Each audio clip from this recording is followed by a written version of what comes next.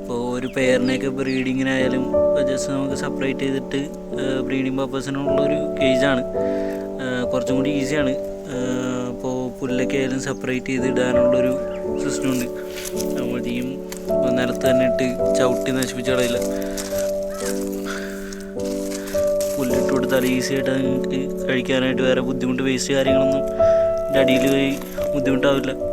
ക്ലീനിങ്ങിനായാലും കാഷ്ടമൊക്കെയായാലും പെട്ടെന്ന് തന്നെ പോയിക്കോളും. വേറൊരു ഇഷ്യൂസും കാര്യങ്ങളും ഉണ്ടാവില്ല.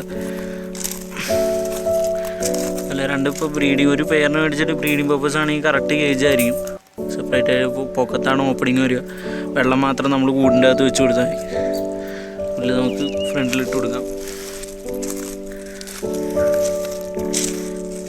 ഒരു ബ്രീഡിങ് പെയറിന് സുഖമായിട്ട് കിടക്കാൻ പറ്റും. കറക്റ്റ് ആ ഒരു രീതിയിൽ തന്നെയാണ്. ഇപ്പോൾ കേജിന് ഇപ്പോൾ കുട്ടികൾ ഇറങ്ങുന്ന സമയത്തായാലും ആ ഒരു സ്പേഷ്യസ് ഉണ്ട്.